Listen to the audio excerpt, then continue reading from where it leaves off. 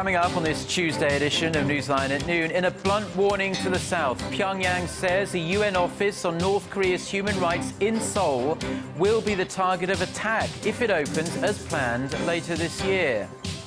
U.S. Secretary of Defense Ashton Carter will make a two-day visit to Seoul on April 9th amid speculation he wants to talk about the possible deployment of a controversial missile defense system to South Korea. South Korea's industrial output grew at its fastest monthly pace in nearly 4 years in February, but analysts say it mostly had to do with the Lunar New Year holiday and the low base rate in January. These stories and more on Newsline at noon.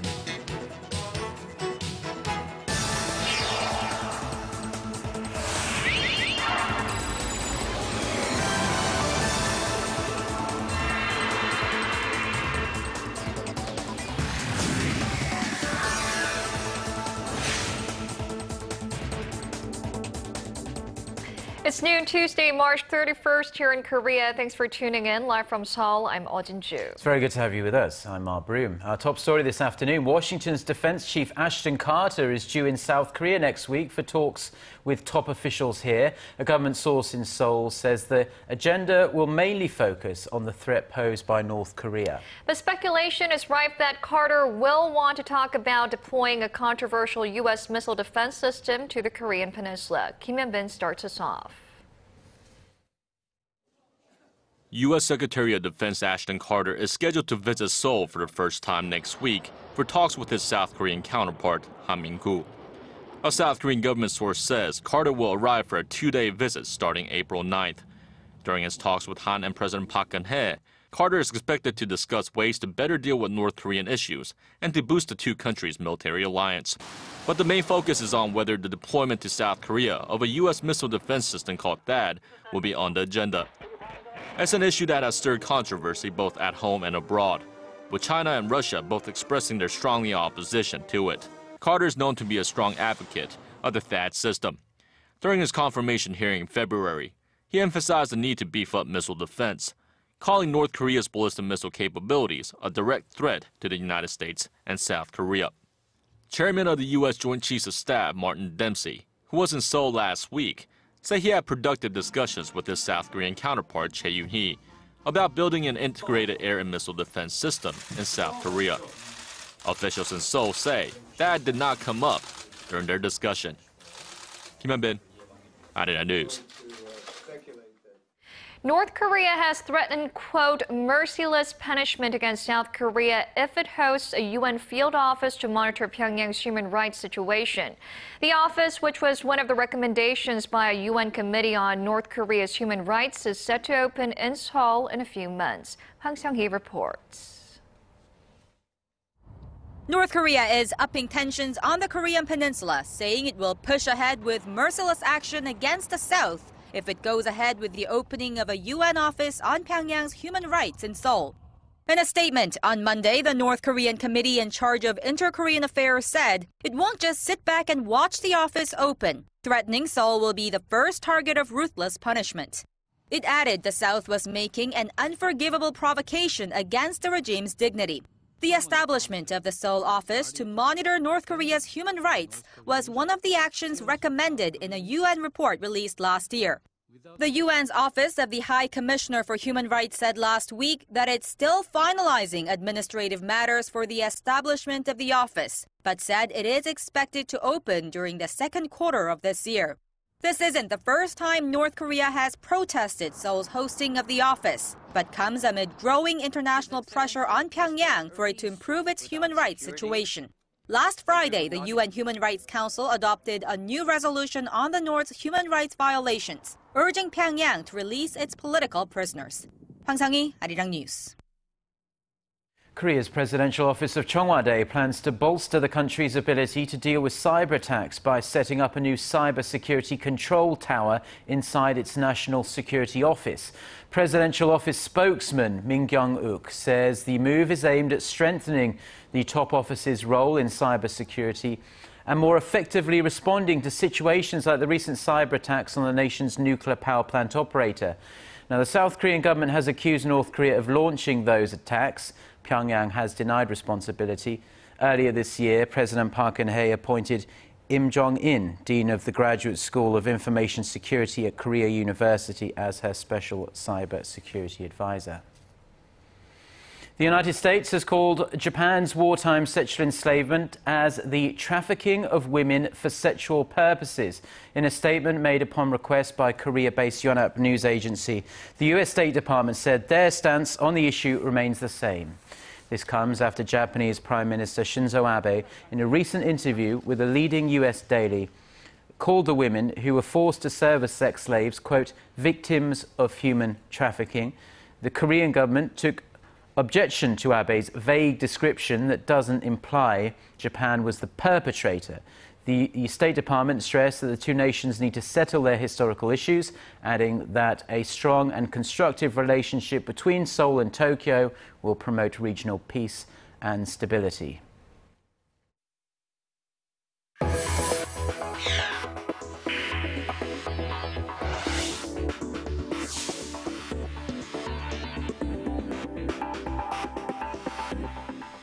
Korea's industrial output rose at the fastest pace in nearly 4 years last month, also marking a rebound from a month earlier. But the rise came largely from temporary factors, so there are still questions over the pace of recovery. Hwang Jie has the details.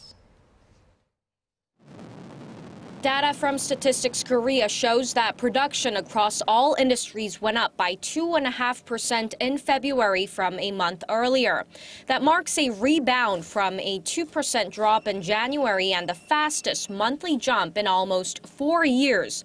The pickup, however, came from a low base effect in January and a rise in demand thanks to the Lunar New Year holiday, one of the country's biggest holidays that fell in February this year.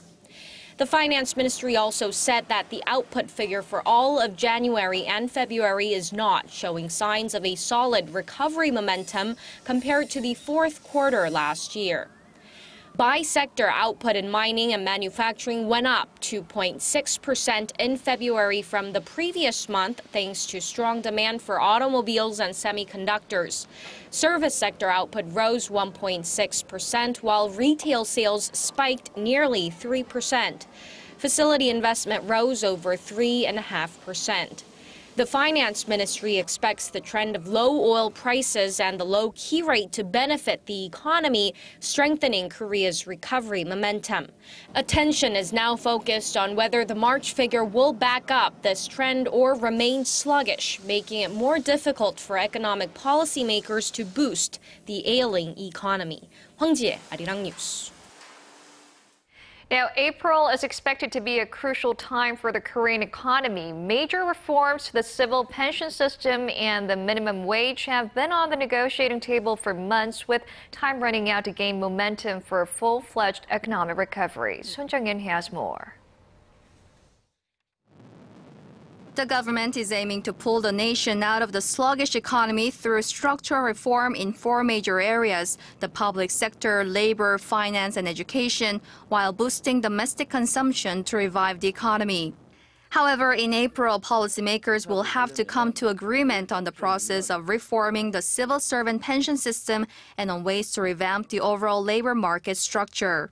A full-fledged negotiation on minimum wage is also set for next month, amid pressure from the government to raise the salary to increase overall household income.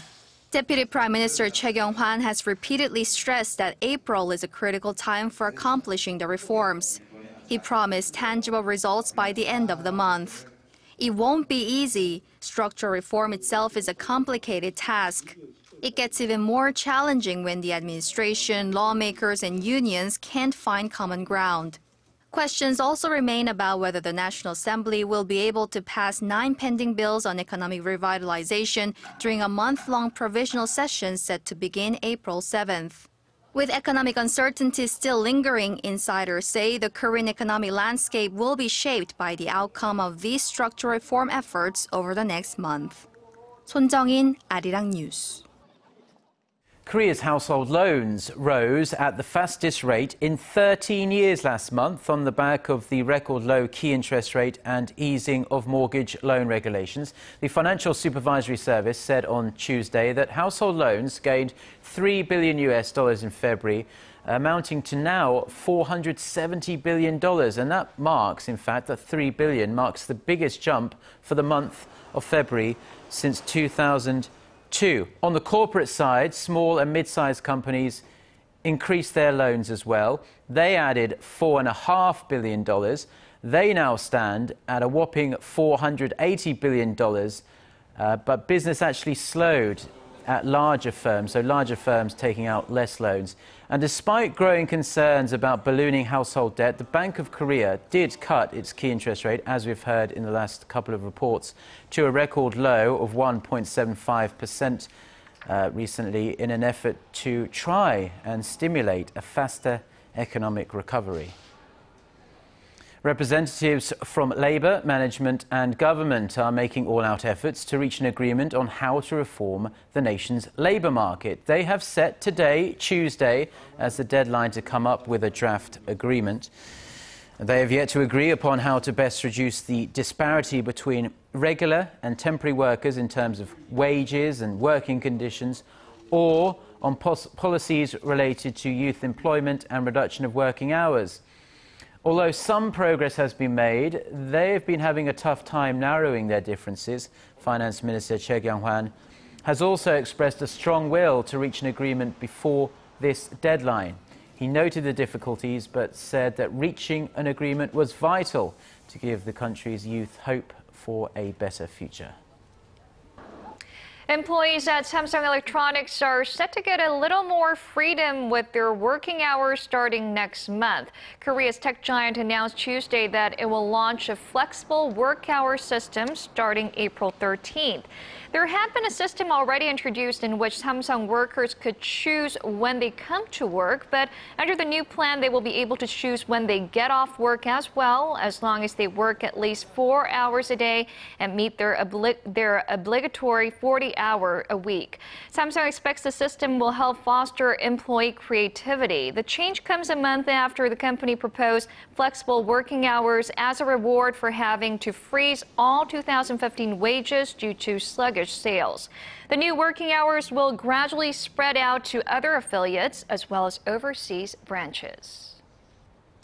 Now, heads up for smokers in Korea. The 3-month grace period for the enforcement of the country's no smoking policy ends today. So starting Wednesday, that's tomorrow here in Korea, anyone who lights up in restaurants and shops, as well as the owners of the places, will be fined as the government works towards raising health awareness and cutting down the negative effects of secondhand smoking. Kim Ji-yeon has the story. Smoking will be prohibited in all restaurants, coffee shops, internet rooms, and cafes in Korea starting next month.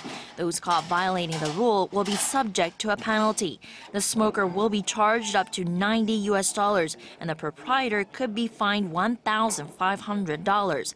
Local authorities say they strengthened the restriction after giving businesses a 3-month grace period this year. Small-sized shops less than 100 square meters in width were initially exempt from the restriction, but are now subject to the rule. Shops are banned from running smoking areas, but smoking booths are still permitted, though customers inside them can't be served food or drinks. And this governmental health initiative seems to be working. The Ministry of Health and Welfare says the number of people enrolled in non-smoking clinics shot up this year. Nearly 262,000 applicants signed up between January and March 20th, 3 times more than the same period last year. But the ministry says it will be 6 months before it can determine if the number of smokers has truly declined. That's when a clinic participant can be classified as a non-smoker. Last year, around 44% of those who enrolled in clinics indicated that they stopped smoking for more than 6 months. Kim Ji-yeon, Arirang News. Researchers in the United States have been busy designing robots that are designed to work alongside people. They say these droids could be used in the medical and housekeeping industries. Our Eoh Jin-joo has the details. It's not the nurse, but a robot that's handing a surgical scalpel to the doctor. It then passes scissors to the doctor when requested. Until recently, assembly line robots were not able to work alongside people, being that they were often too big, moved too swiftly, and were dangerous for humans to be around. But these so-called collaborative robots are smaller than their predecessors and move in a more controlled and meticulous manner. Experts say they could be utilized in various fields like the medical industry and housekeeping, further expanding the realm of robotics from auto and semiconductors. Our research is motivated in part by the increasing number of Americans who are elderly or disabled and need assistance in their homes. With the global market already warming up to the idea of private drones, companies producing these robots are jumping in on the action. And the growing competition and demand is raising expectations of enhanced productivity in the workplace, as the problem-solving skills of humans combine with the strength and endurance of robots. Eoh Jin-joo, Arirang News.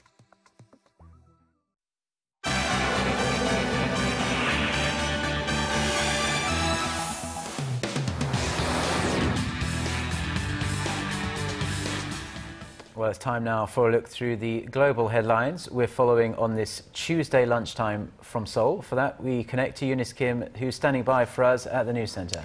Now, Eunice, the investigation continues into the crash of the Germanwings flight in the French Alps last week, and prosecutors in Germany are now confirming that the co-pilot, in fact, had a history of mental treatment in years past. Right, as you said, that is coming from German prosecutors who said Andreas Lubitz was treated for suicidal tendencies, but not recently. They are also struggling to isolate a motive even after interviewing friends and family. Our Kim Min-ji has this story. The German prosecutor confirmed that co-pilot Andreas Lubitz received mental health treatment in the past. Several years ago, the co-pilot underwent psychotherapy for suicidal tendencies over a long period before receiving his pilot's license. After that, further doctor's visits led to sick notes without suicidal tendencies or aggression mentioned in them. They haven't found a suicide note, but investigators did discover doctor's notes in Lubitz's home, including one for the day of the crash, which excused him from work. Lufthansa, the parent company of Germanwings, said it wasn't aware of these notes because they're confidential, limited to the doctor and the patient. However, authorities added that they had not found any indication from interviews with witnesses that Lubitz was planning to crash the plane. While the investigation continues, these revelations are raising questions about how much personal health information pilots should disclose to their employers. Meanwhile, DNA strands from 80 of the victims have been found so far. But the head of the forensic team in France says it could take months to identify the victims and that they may not be able to identify everyone. Fingerprint comparisons made from administrative documents take time because the conditions are bad. The samples and pieces of bodies are not in a condition that will allow the immediate and easy interpretation. An official memorial service is set for April 17th in Germany's Cologne Cathedral. Germany's president and chancellor will attend the service. Kim Min-ji, Arirang News. With just hours left to go to a self-imposed deadline, 7 foreign ministers are entrenched in late-night marathon talks in Switzerland to arrive at a framework agreement on Iran's nuclear program.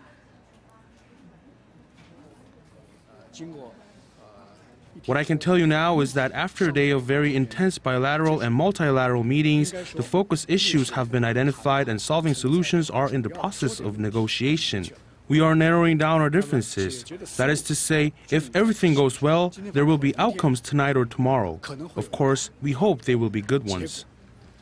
China's Foreign Minister Wang Yi did not elaborate on what the remaining differences were, but said the critical phase required perseverance and faith to pull through negotiations that have all kinds of internal and external factors.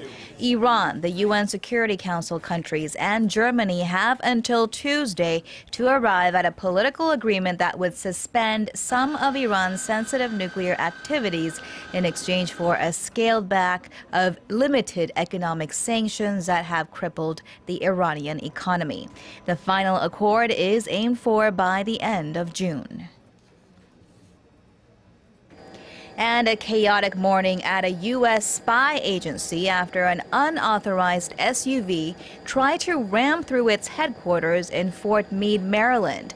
Authorities say it happened shortly before 9 a.m. Monday local time. They said two men dressed in women's clothing tried to evade NSA officers and accelerated in a stolen car toward a vehicle blocking the road. Police fire killed one of the two suspects. The second man and a police officer were later hospitalized. The FBI said the shooting scene was contained and had no reason to believe it was related to terrorism. Uzbekistan's president has been re-elected to another term, handing him 5 new years in the office. The country's electoral commission said 91% of its electorate had cast their ballots in Sunday's election. Preliminary results showed that Islam Karimov, who has led Central Asia's most populous country since 1989, took home 90% of those votes. Monitoring missions of China and former Soviet republics called the election open and democratic, while the OSCE criticized the vote for lacking genuine opposition.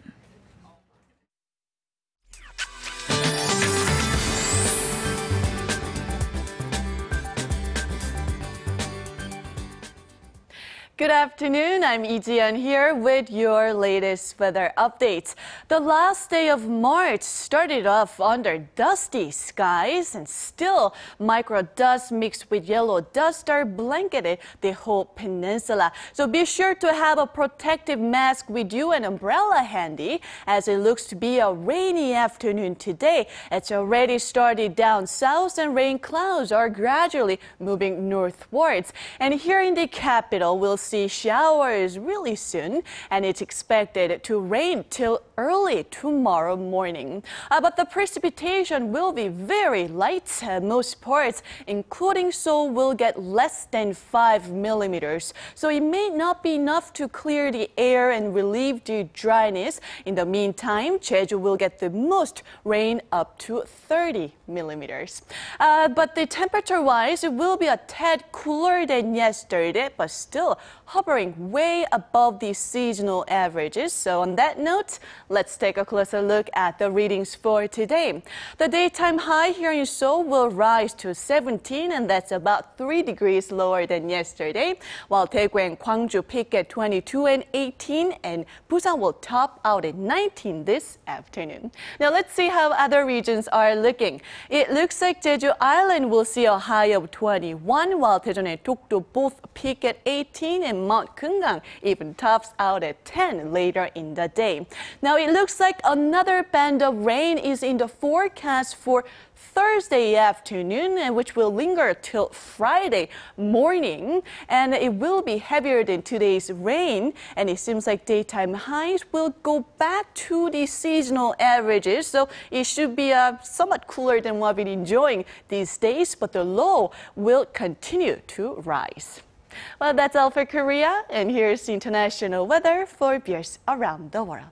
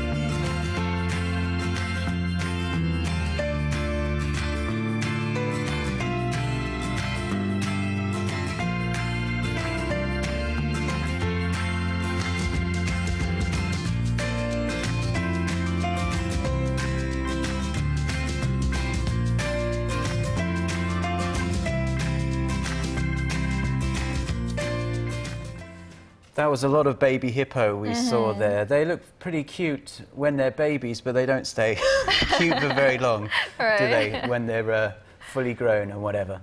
But let's talk a little bit more before we go about how you can connect with Arirang TV, because there are a number of ways you can watch us. You don't have to watch us just on your TV. We have our website, arirang.co.kr/news, which has a backlog of all our news stories. And we also have a smartphone application in this modern world. Most of you, I'm sure, have smartphones, so you can download that application and you can watch Arirang on the go. Now, Mark and I will be back at the same time tomorrow. And for those of you who are in Korea, don't forget your umbrella when you're heading out today. We'll be back here tomorrow. Thank you for watching. Bye-bye.